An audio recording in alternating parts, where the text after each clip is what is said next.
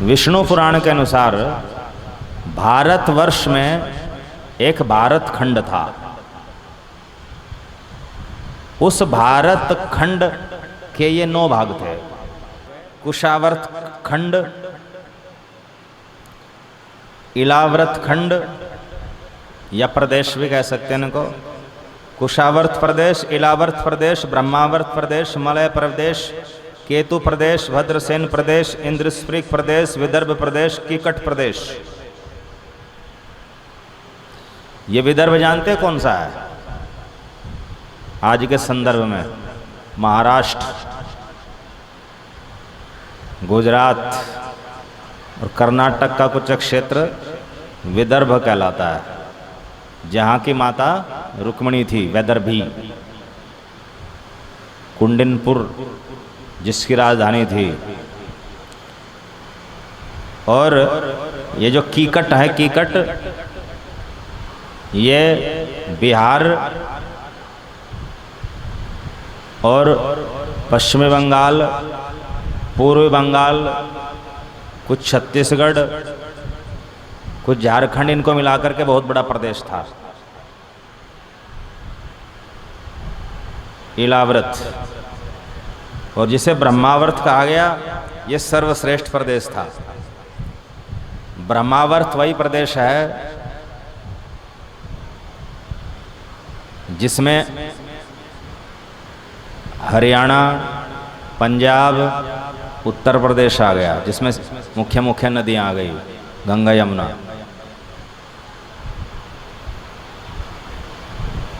और ब्रह्मावर्त की भी जो राजधानी हुआ करती थी वो कुरुक्षेत्र हुआ करती थी।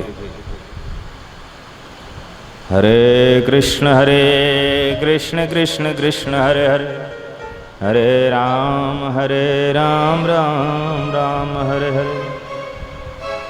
और मलय प्रदेश, तमिलनाडु, केरल, आंध्र प्रदेश और कर्नाटक का कुछ भाग, उड़ीसा का कुछ भाग, ये मलय प्रदेश है। इसलिए तो वहाँ पर मलयालम बोली जाती है। हरे कृष्ण कृष्ण कृष्ण हरे हरे, हरे राम राम राम हरे हरे। विष्णु पुराण के अनुसार भारतवर्ष में एक भारत खंड था। उस भारत खंड के ये 9 भाग थे, जिसको बृहत्तर भारत इतिहास में कहा गया। बृहत्तर भारत, जिसमें मॉडर्न इंडिया तो आ ही गया, पाकिस्तान, अफगानिस्तान, ईरान, नेपाल, भूटान, बांग्लादेश और बर्मा, म्यांमार, ये सब इसी के भाग थे, बृहत्तर भारत के। चीन के ऊपर जो कैलाश मानसरोवर है, उससे भी आगे तक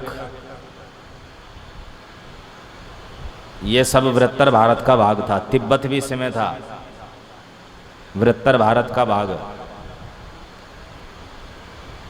तो ये जो बृहत्तर भारत है, इसमें से मॉडर्न इंडिया निकला है, मॉडर्न भारत कट छट करके।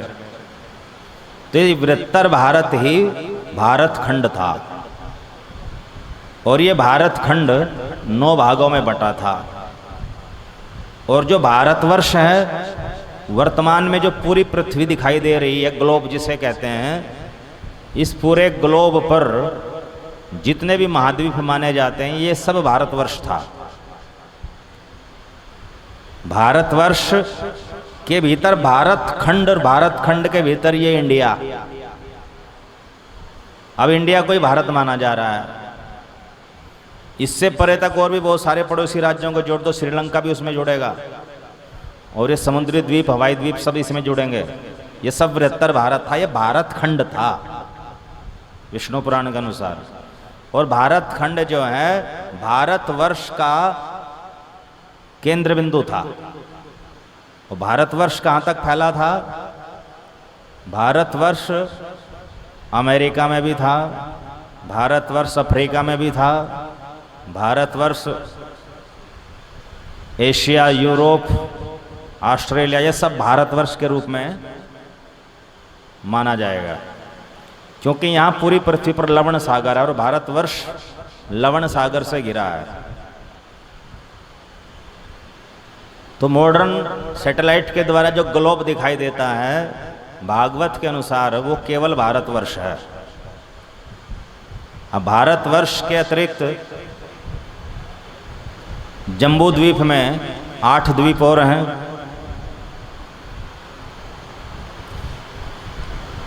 जम्बू द्वीप में 8 वर्ष और हैं। नाभि वाला जो वर्ष है वही तो भारतवर्ष कहलाया। अब किम पुरुष वर्ष भी है, हरि वर्ष भी है, इलावृत वर्ष भी है, रम्यक वर्ष भी है, हिरण्मय वर्ष भी है, कुरु वर्ष भी है, भद्राश वर्ष भी है, केतुमाल वर्ष भी है। ये 8 वर्ष भू स्वर्ग कहलाते हैं, भू स्वर्ग। ये पृथ्वी पर होकर के भी पृथ्वी की तरह दिखाई नहीं देते, अदृश्य हैं, जैसे स्वर्ग दिखाई नहीं देता। तो किसी सैटेलाइट में वो आने वाले नहीं हैं, किसी कैमरे से या किसी सूक्ष्मदर्शी दूरदर्शी से दिखने वाले नहीं हैं, टेलीस्कोप से दिखने वाले नहीं हैं। तो यदि वर्तमान ग्लोब को भारतवर्ष कहा जाए तो इससे 8 गुना और हैं, उसका नाम है जम्बू द्वीप, जो दिख नहीं रहा, वो भूस्वर्ग है। फिर उस जम्बू द्वीप तो पहला द्वीप है बीच का, फिर उसके बाहर अलग अलग 6 द्वीप और हैं, जिनमें सबसे बाहर वाला पुष्कर द्वीप है। तो जम्बू द्वीप के बाहर पलक्ष द्वीप, उसके बाहर शालमली द्वीप, उसके बाहर कुश द्वीप, उसके बाहर क्रौंच द्वीप, शाक द्वीप, पुष्कर द्वीप। तो ये सब भी भौम स्वर्ग कहलाते हैं भागवत में। भौम स्वर्ग, पृथ्वी वाले स्वर्ग जो दिखते नहीं हैं, आंखों से न दिखे न किसी टेलीस्कोप से दिखे। तो दिखता क्या है? केवल भारतवर्ष दिखता है, टेलीस्कोप से, माइक्रोस्कोप से देख लो, चाहे सैटेलाइट से देख लो। तो मॉडर्न ग्लोब भारतवर्ष है, बृहत्तर भारत खंड है।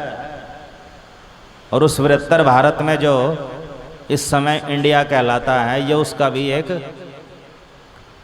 टूटा फूटा कटा पिटा हिस्सा है। अब कोई कहे, क्या कोई इस बात को वैज्ञानिक प्रमाण से सिद्ध कर सकता है कि वे दूसरे महाद्वीप हैं धरती पर इस समय, जियोग्राफी के अनुसार, वहाँ पर भी फिर तो भारतीय संस्कृति, हिंदू संस्कृति के प्रमाण मिलने चाहिए थे। तो पुरातत्व विभाग सऊदी अरब ने, अभी महीना भी नहीं हुआ, पुरातत्व विभाग सऊदी अरब ने, जो अरब देशों का गढ़ माना जाता है, इस्लाम की जन्मभूमि मानी जाती है, तो वहाँ पर भी एक हिंदू मंदिर खुदाई में मिला है, जो इस बात का प्रमाण है कि वहाँ भी किसी समय हिंदू धर्म था, सऊदी में भी। और एक भारतीय इतिहासकार थे जो हिंदू धर्म समर्थक थे। इतिहासकार 2 प्रकार के हैं आज के समय में, एक दक्षिणपंथी इतिहासकार, दूसरे वामपंथी इतिहासकार। दक्षिणपंथी इतिहासकार जब कोई खुदाई में वस्तु मिलती है तो उसको हमारे पुराणों के शास्त्रों के अनुसार जोड़ने का प्रयास करते हैं, और वामपंथी इतिहासकार उसको तोड़ने मरोड़ने का प्रयास करते हैं कि नहीं, ये हिंदू संस्कृति नहीं थी। तो एक प्रोफेसर P.N. ओक, बड़ा चर्चित नाम था किसी समय भारत में, तो उन्होंने भारतीय इतिहास, विश्व इतिहास के ऊपर लिखा है। तो उन्होंने बताया, उसमें से मैं उनकी पुस्तक में से एक थोड़ा सा प्रमाण दे रहा हूं। अमेरिका में खुदाई से एक मूर्ति निकली। मूर्ति में एक चरवाहा था और एक गाय थी। तो वामपंथी इतिहासकार बैठे भाई, और वो मूर्ति निकली 5000 वर्ष पुरानी। तो वामपंथी इतिहासकारों ने, पुरातत्व विशेषज्ञों ने उस पर पर्दा डाल करके क्या घोषित किया कि आज से 5000 वर्ष पहले अमेरिका में चरवाहे गाय चराया करते थे। तो जब वह मूर्ति भारतीय इतिहासकार प्रोफेसर पीएन ओक को प्राप्त हुई तो उन्होंने देखते ही पहचान लिया कि ये चरवाहा श्री कृष्ण है। ये देखो बंशी बजा रहा है और ये खड़ा भी टेढ़ा मेढ़ा है, त्रिभंग ललित। ऐसा कोई चरवाहा खड़ा नहीं होता। ये भारतीयों का भगवान है, इसका नाम कृष्ण है। और ये गाय चराया करते थे गोपाल वृंदावन में। तो इसका अर्थ ये हुआ कि अमेरिका में 5000 वर्ष पहले हिंदू मंदिर था जहां पर यह मूर्ति स्थापित कराई गई। अब प्रश्न उठता है कि अमेरिका तक कोई पहुंचा कैसे? ये सारा श्रेय तो समुद्र पार करने का किसको दिया जाता है? अमेरिगो को या वास्को डी गामा को? तो भारत में उस समय, प्राचीन भारत में कौन पहुंच गया अमेरिका में? इसका प्रमाण है भागवत का प्रथम स्कंद, जहां पर लिखा है श्री परीक्षित ने भारतवर्ष के सुदूरवर्ती भागों में भी श्री कृष्ण की मूर्तियां स्थापित करी। अर्थात अमेरिका भारतवर्ष का भाग था उस समय, और वहां परीक्षित गए थे। कैसे गए थे? उनके पास योग सिद्धियां थी। अर्जुन भी धनुर्विद्या सीखने के लिए पृथ्वीलोक से स्वर्ग तक चले गए थे। अर्जुन द्वारका के एक ब्राह्मण की खोज करने के लिए पूरे ब्रह्मांड में घूम आए थे, बिना किसी रथ के, बिना किसी वायुयान के। तो योग सिद्धियों के द्वारा प्राचीन भारतीय भक्त शिरोमणि जो राजा हुआ करते थे, वो एक लोक से दूसरे लोक में भी चले जाते थे। अंतर्गृहीय यात्रा उसे बोलते थे। तो ये तो भारतवर्ष के भीतर का ही है। तो परीक्षित ने पद्म स्कंद पुराण के भागवत महात्म्य में भी लिखा है कि परीक्षित ने शांडिल्य मुनि के आदेशानुसार भारतवर्ष के भिन्न भिन्न भूभागों पर, और यहाँ तक कि जम्बू द्वीप के भी भिन्न भिन्न भूभागों पर भगवान श्री कृष्ण की मूर्तियां स्थापित करी, मंदिर स्थापित किए। उनमें से 2 का नाम लिखा है हरिदेव। एक का नाम लिखा है हरिदेव और एक नाम और है। तो ये जो हरिदेव है, विद्वानों की, आचार्यों की मान्यता है कि ये वही हरिदेव है जो स्वामी हरिदास, संगीताचार्य स्वामी हरिदास जी ने भूमि से निकाले थे। तो वे भूमिगत हो गए थे। 5000 वर्षों में भूमिगत हो गए थे प्राकृतिक उथल पुथल के कारण। तो स्वामी हरिदास जी परम भक्त थे, उन्होंने सुंदर सुंदर भजन गाए। तो भूमिगत जो पहले से हरिदेव स्थापित थे, किनके द्वारा? वज्रनाभ के द्वारा।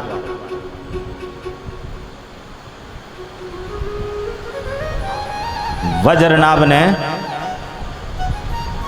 और परीक्षित ने मिलकर के स्थापित किए थे। क्योंकि शांडिल्य मुनि ने दोनों का आदेश दिया था, वज्रनाभ को भी और परीक्षित को भी।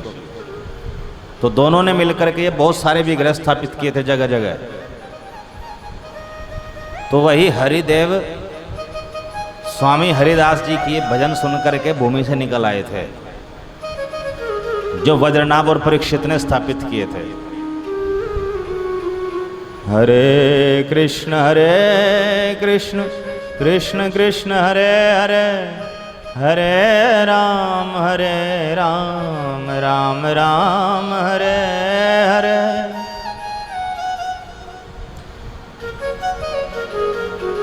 तो स्कंद पुराण में कई विग्रहों के नाम लिखे हैं। तो ये वही विग्रह हैं जिनको वृंदावन में स्वयंभू कहा जाता है। स्वयंभू अपने आप प्रकट हो गए। अपने आप प्रकट होने का मतलब भूमि में पहले से थे और भक्त की भक्ति के प्रताप से बाहर आ गए।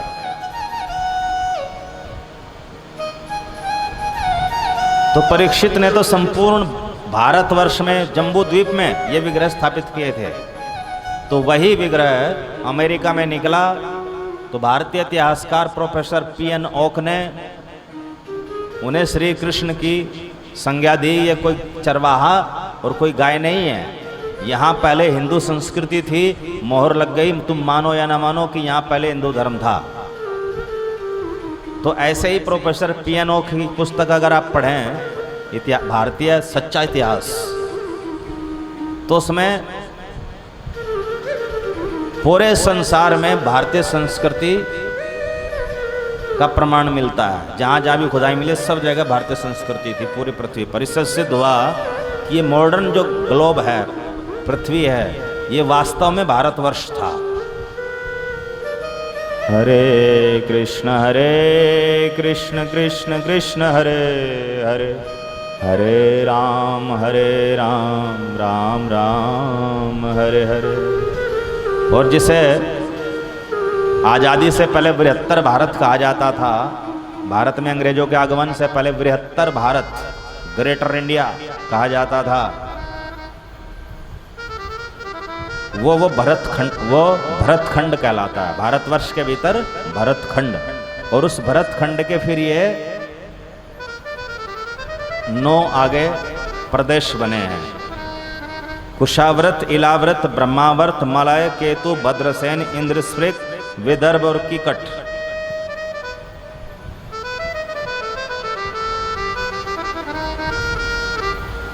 हरे कृष्ण कृष्ण कृष्ण हरे हरे, हरे राम राम राम हरे हरे। तो चक्रवर्ती सम्राट श्री भरत ने अपनी राजधानी बनाई ब्रह्मावर्त प्रदेश को, जो 9 में से एक था ब्रह्मावर्त। और ये ब्रह्मावर्त जो है भरत के छोटे भाई का नाम था, उसके नाम पर ब्रह्मावर्त प्रदेश पड़ गया। ये ब्रह्मावर्त प्रदेश वही है जिसमें गंगा बहती है, यमुना बहती है, सरस्वती बहती है। सरस्वती पहले हरियाणा में भी बहती थी, पेवा की ओर।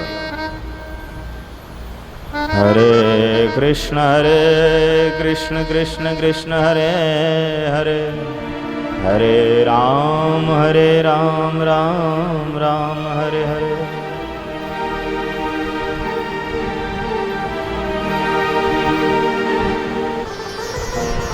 तो भगवान ऋषभदेव ने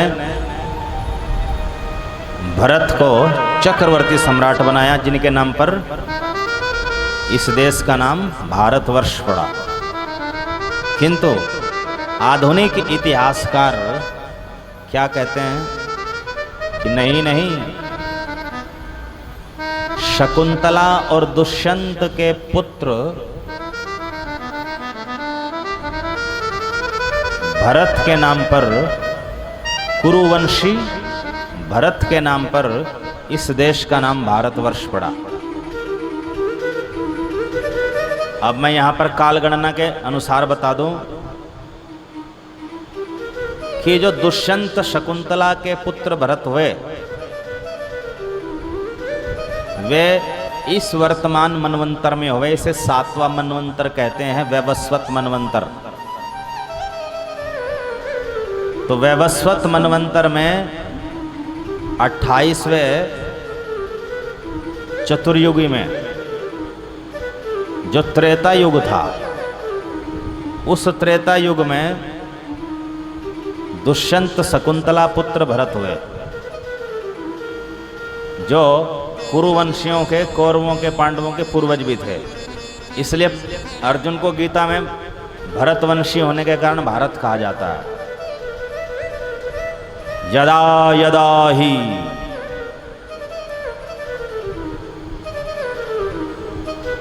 जब जब भी धर्म की ग्लानि होगी, भारत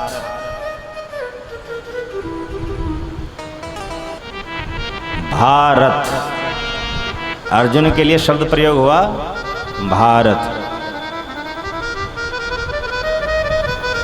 तो भारत क्यों कहा गया? वंशानुगत नाम है, भरत के वंशज है, इसलिए भारत कहा गया। तो लोग सोच लेते हैं नहीं भारत पर धर्म की ग्लानि होगी, यदा यदा ही धर्मस्य ग्लानिर्भवति भारत। जब भारत में धर्म की ग्लानि होती है तो भगवान आते हैं। भगवान तो कहीं भी आ जा सकते हैं। तो यहाँ भारत अर्जुन का नाम है, नहीं कि भारतवर्ष। और कोई सोचे अर्जुन का नाम भारत था, अर्जुन का नाम तो प्रसिद्ध हो गया भारत। युधिष्ठिर का नाम भी भारत था, भीम नकुल सहदेव का नाम भी भारत था, कौरवों का नाम भी भारत था। और भागवत में तो धृतराष्ट्र को भी भारत कहा गया, भीष्म को भी भारत कहा गया, विदुर को भी भारत कहा गया। तो पूर्वजों से जो नाम आता है वो वंशजों को सबको मिल जाता है। किंतु ख्याति हुई अर्जुन की, भारत नाम से ख्याति किसकी हुई?